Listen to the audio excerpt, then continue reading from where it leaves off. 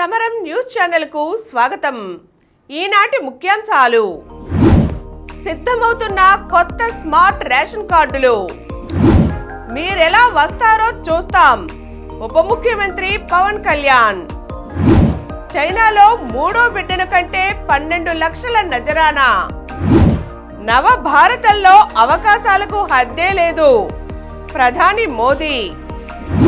పెంపుడు జంతువులతో జాగ్రత్త, రోజుకొక్క గ్రీన్ కాఫీ. ఈరోజు వార్తలను చూద్దాం. మీరెలా వస్తారో చూద్దాం. వైసీపీ కార్యకర్తలు ప్రజల కోసం ఆలోచించరు. రౌడీయిజం, గూండాయిజం చేయాలన్నదే వారి భావన. మళ్లీ మేమొస్తే అని ఇప్పటి నుంచే బెదిరిస్తున్నారు. వాళ్లను మళ్లీ అధికారంలోకి రానివ్వమని ఉప ముఖ్యమంత్రి పవన్ కళ్యాణ్ స్పష్టం చేశారు. సినిమా డైలాగులు ప్రజలకు వినోదం కోసం, ఉత్సాహం నింపడానికి మాత్రమే అని వారు తెలుసుకోలేరన్నారు. అన్ని వేళ్లు కలిసి ఉన్నట్టు కూటమి అంటే పిడికిలి వంటిదని ఆయన పేర్కొన్నారు. వైసీపీ తాటాకు చప్పళ్లకు తాము భయపడేది లేదన్నారు. వ్యక్తిగతంగా తమకు ఏ ఒక్కరిపైనా ద్వేషం లేదని చెబుతూ సగటు మనిషిని మనిషిగా చూడకుండా నరుకుతామంటూ భయభ్రాంతులకు గురిచేస్తే ఎదుర్కోవడానికి మేము సిద్ధంగా ఉన్నామని పేర్కొన్నారు. ప్రకాశం జిల్లా మార్కాపురం మండలం నరసింహాపురంలో జల్ జీవన్ మిషన్ కింద 1290 కోట్లతో చేపడుతున్న తాగునీటి పథకానికి శుక్రవారం నాడు పవన్ కళ్యాణ్ శంకుస్థాపన చేసి అనంతరం నిర్వహించిన సభలో మాట్లాడారు. నవభారతంలో అవకాశాలకు హద్దే లేదు, భారత్లో అవకాశాలకు హద్దే లేదని, త్వరలో ప్రపంచంలోనే మూడో అతిపెద్ద ఆర్థిక వ్యవస్థగా ఆవిర్భవించనుందని ప్రధాని నరేంద్ర మోదీ తెలియజేశారు.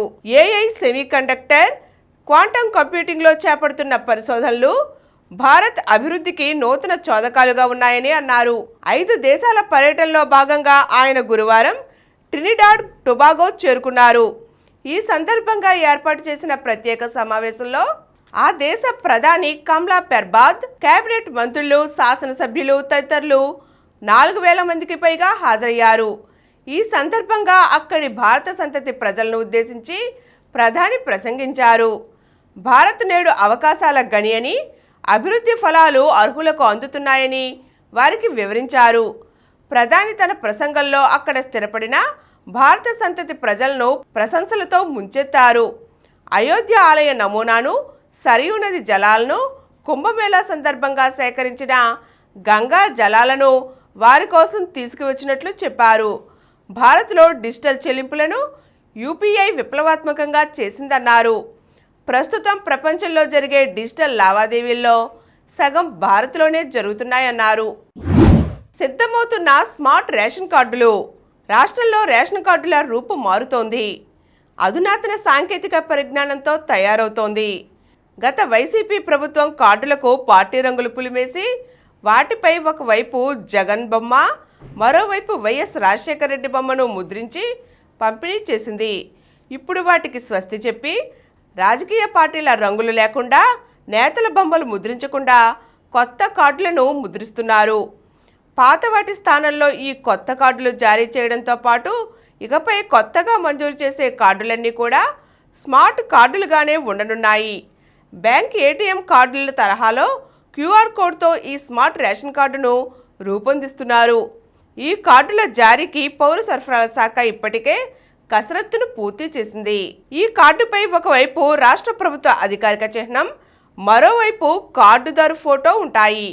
ఈ ration card number, ration shop number తదితర వివరాలు ఉంటాయి. పెంపుడు జంతువులతో జాగ్రత్త. పెంపుడు కుక్కలు చూడటానికి ఎంత అందంగా ఉన్నా జాగ్రత్తలు తీసుకోవలసిందే. వాటిని సాకేవారికి ప్రమాదం ఉండే అవకాశం ఉంది. ఇప్పుడు చాలా ఇళ్లలో కుక్క పిల్లలు తిరగడం ఫ్యాషన్గా మారింది. కొందరికి వీటిని సాకడం జీవితంలో ఒక భాగమైంది. ప్రేమ, విశ్వాసం చూపడంలో కుక్కలకు సాటి లేదు. జంతువుల నుంచి మనుషులకు సోకే వ్యాధుల గురించి ప్రతి ఒక్కరికి అవగాహన కల్పించాలి. ర్యాబిస్ వ్యాధికి మందుల్లేని సమయంలో శాస్త్రవేత్త లూయిస్ పాస్చర్ యాంటీ ర్యాబిస్ వ్యాక్సిన్ను కనుగొని మహోపకారం చేశారు. నాటి నుండి జూలై 6ను జూనోసిస్ డేగా జరుపుకుంటున్నాం. ర్యాబిస్ నివారణకు వ్యాక్సినేషనే మార్గమనే అవగాహనను ప్రజల్లోకి ఈ రోజు ద్వారా అవగాహన కార్యక్రమాలు చేపడుతున్నారు. జంతువుల నుంచి మనుషులకు సోకే వ్యాధుల్లో ర్యాబిస్, బ్రుసెల్లోసిస్, యాంథ్రాక్స్, క్షయ, లెప్టోస్కైరోసిస్, మెదడువాపు, తామర మొదలైనవి ముఖ్యమైనవి. వీటిలో ర్యాబిస్ అత్యంత ప్రమాదకరం, నివారణ తప్ప చికిత్స లేనిది. పిచ్చి కుక్కల నుంచి ఇది వ్యాపిస్తుంది. ఈ వైరస్ కుక్క ఉమ్మిలో ఉండి కాటు ద్వారా శరీరంలోకి చేరి వ్యాధిని కలిగిస్తుంది. పుండుపై కుక్క చొంగినా వ్యాధి వచ్చే అవకాశం ఉంది. నెలల్లోనే లక్షణాలు బయటపడతాయి. దీన్ని హైడ్రోఫోబియా అంటారు. చైనాలో మూడో బిడ్డను కంటే 12 లక్షల నజరానా. ప్రజల మీద అత్యంత కఠినమైన ఆంక్షలు విధించి జనాభాను తగ్గించుకున్న చైనా ఇప్పుడు పడిపోతున్న జనాభాను పెంచుకోవటానికి నానా తంటాలు పడుతోంది.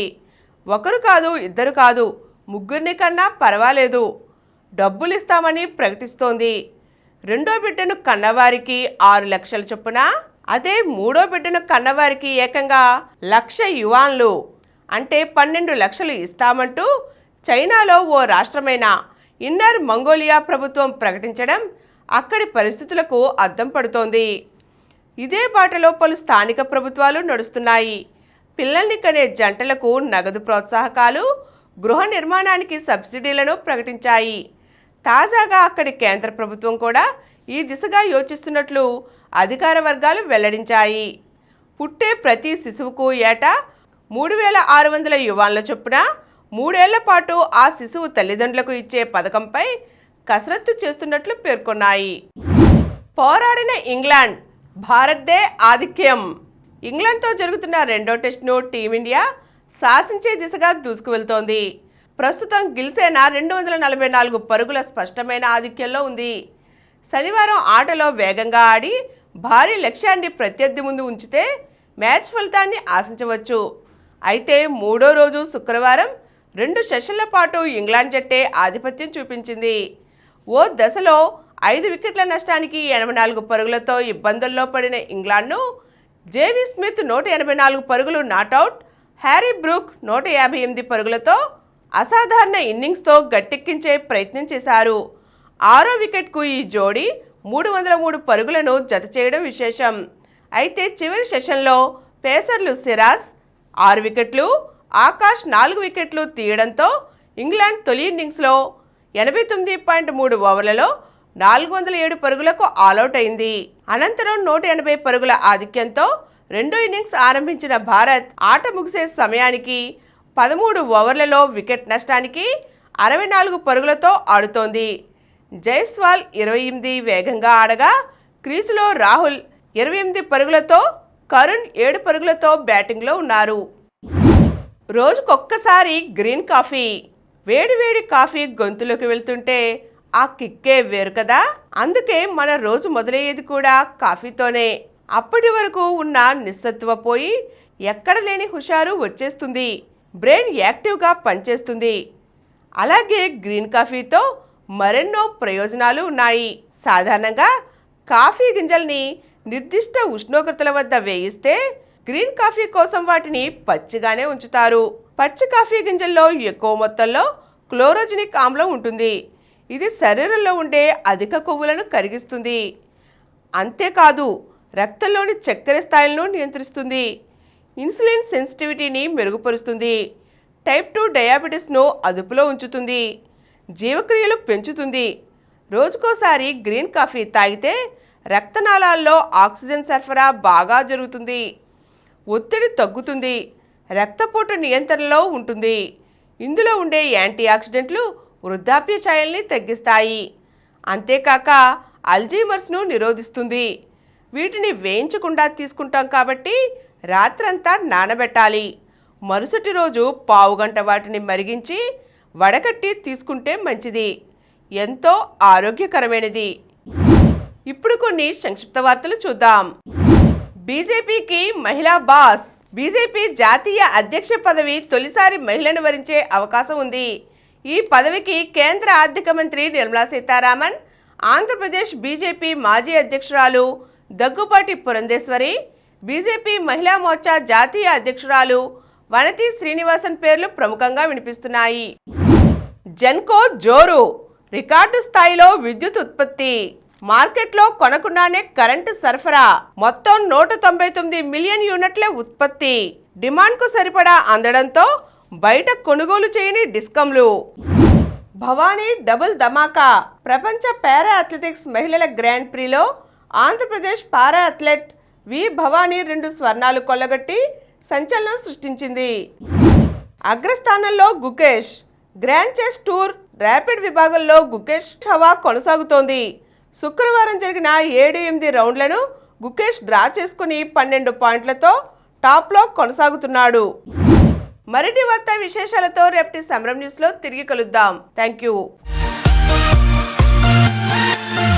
ప్రతిరోజు వార్తా విశేషాల కోసం అనతి కాలంలోనే 20 కోట్లకు పైగా వ్యూస్ సాధించిన సమరం ఛానల్ సమర్పించు సమరం న్యూస్ ఛానల్కు సబ్స్క్రైబ్ చేయండి, లైక్ చేయండి, మీ ఫ్రెండ్స్కి షేర్ చేయండి. అలాగే ప్రక్కనున్న గంట సింబల్ని ప్రెస్ చేయడం మర్చిపోకండి.